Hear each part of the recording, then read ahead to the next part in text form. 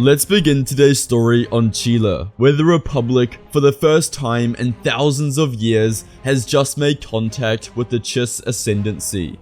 Grandmaster Yoda of the Jedi Order and Chancellor flew to the unknown regions in order to meet with these people. Yoda approaches the Chiss with open arms, hoping to extend the ideals of democracy and cooperation.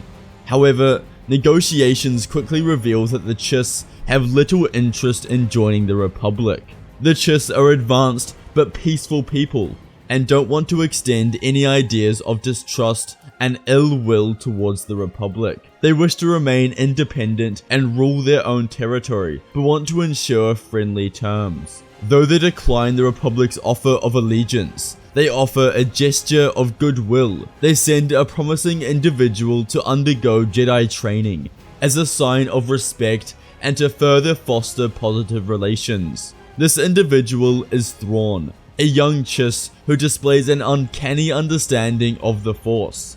Yoda and the Chancellor accept their unwillingness to join the Republic and they go their separate ways, returning to Coruscant with the child.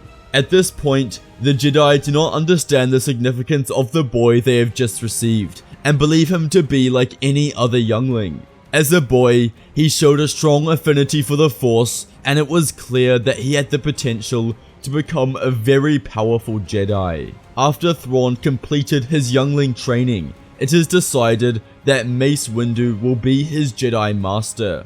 Windu was a master of emotions, and receiving a boy of an unknown species, the Order wanted to ensure that extra care was taken. Under the mentorship of Windu, Thrawn undergoes rigorous training. Thrawn's training began with the basics, as any Jedi apprentice would. Mace Windu emphasized the importance of meditation, discipline, and the understanding of the Force. Windu recognizes Thrawn's unique talents and focuses on developing his connection to the Force. Thrawn's analytical mind and strategic insights flourish under Windu's guidance, and he learns to wield a lightsaber with exceptional skills. Lightsaber combat was an essential component of Thrawn's apprenticeship. Windu's own expertise with the lightsaber was legendary, and he imparted his knowledge to Thrawn with precision and care. Windu would teach Thrawn to wield Form 7, and by extension, become proficient with Vapod. Vapod was a variant of Form 7 that Windu created by himself in order to render a dark side user's energy useless. Under Windu, Thrawn learned everything about the galaxy and how to survive in it. He was a force to be reckoned with. When the time came, Thrawn decided to not take on an apprentice of his own, as he wanted to spend his time studying the Force and war, learning how to become the most intelligent and wise leader possible, before instilling his knowledge in another.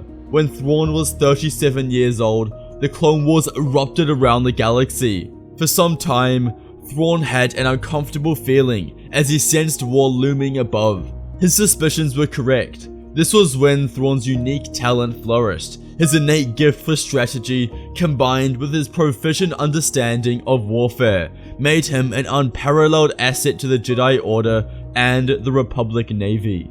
Under Thrawn's guidance, the Jedi found themselves victorious time and time again, and the Separatist threat was significantly diminished compared to the events of the standard timeline. Within the space of months, Thrawn found himself anonymously regarded as the best Jedi General that the Order had, and without him, they would surely be in a far dire position. Every Jedi in the Order wished to fight alongside him in battle, as it was believed to be an assured victory. He often partook in battles with Anakin Skywalker and Obi-Wan Kenobi. Pairing with Anakin was a simple choice. He was the chosen one, and was ultimately the one who would bring balance to the Force. Together, they would destroy Palpatine's plans of ruling the galaxy. Thrawn was an error in Palpatine's long calculations. He never expected that there would be someone like him who posed such a catastrophic threat to his ascendancy. But Thrawn had the potential to undermine and even figure out his plans. Sidious quickly decided that he needed to remove him. It was too great a risk to take him on in one-to-one combat, So instead, he would employ a far more deadly tactic to get rid of the Chiss Jedi. Palpatine ventures to the unknown regions in search of a new ally, the Grisk. The Grisk are a formidable and deadly alien species who reside in the unknown regions.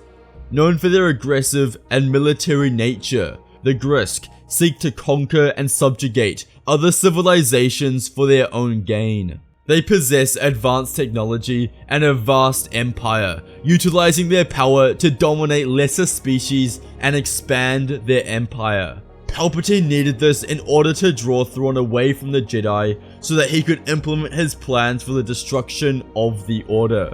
He appeals to them as the Dark Lord of the Sith, a reputation that carries fear and power. He offers the Grisk a tempting proposition. He will ensure that they vanquish the Chiss Ascendancy, their most powerful rival, and with it, secure absolute control over the unknown regions. In return, the Grisk will pledge their loyalty to his empire once it overthrows the Republic. It was an offer that was far too great to turn down, but also an offer that Palpatine had no intention of keeping. Once he had control of the Republic, he would sever the alliance and invade the unknown regions. With the aid of the Separatist forces, the Grisk leader, Nuso Ezva, wages war on the Chiss Ascendancy. The Grisk were known for outnumbering their enemy. Their brutal and savagery way of fighting led to an absolute mutilization of their enemy. The Chiss were in grave danger, and they couldn't possibly hold off their foes alone.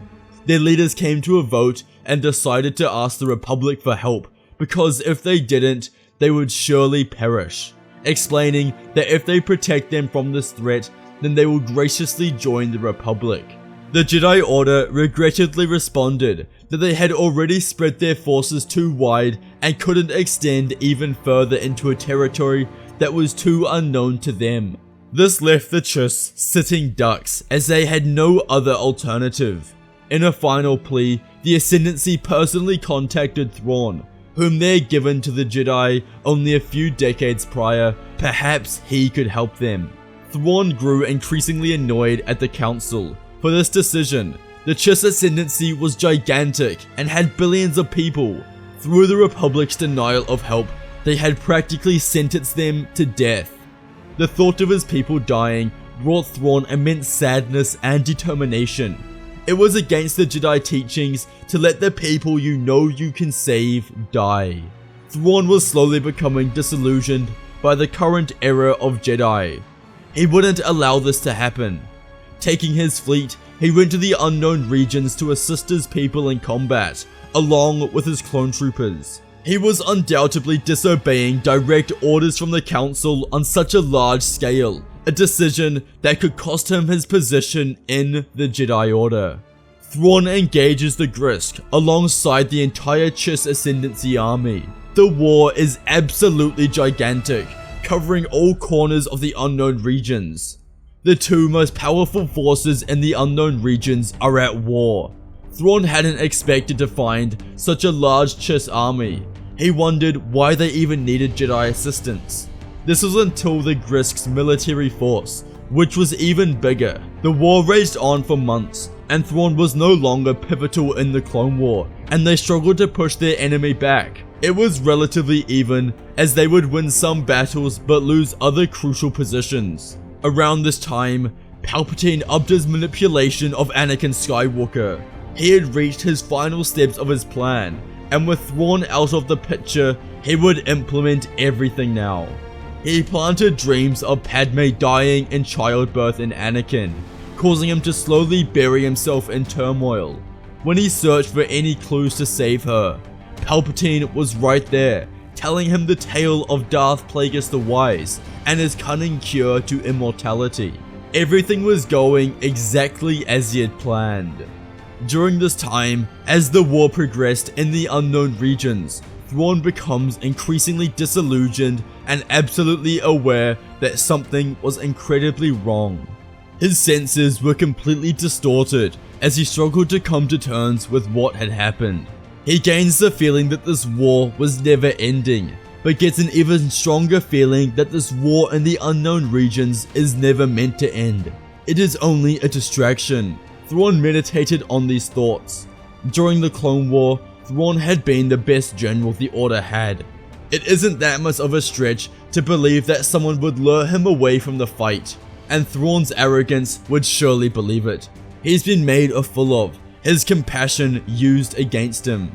Since his absence, the Separatists have made more ground, capturing Ryloth and Geonosis, as well as winning the siege of Christophsis. Something wasn't right. These thoughts played through his head constantly. For days on end, this was all he could think about. There was a quiet, looming feeling that darkness was taking control. Word reaches Thrawn and his fleet that Dooku had been murdered on Coruscant by none other than Anakin Skywalker. This was clearly the beginning of the end. Clearly the end of the Clone War. Thrawn's men cheered with approval, as they knew they were on the verge of winning the war. But Thrawn was skeptical. He decides that after months of fighting, it is time to leave his people and return to Coruscant. He needed to get these ideas thwarted from his brain before they destroyed him. Thrawn returns to Coruscant at the optimal time, landing in the hangar bay and caught Anakin talking to Mace when he was explaining that Palpatine was the Sith Lord.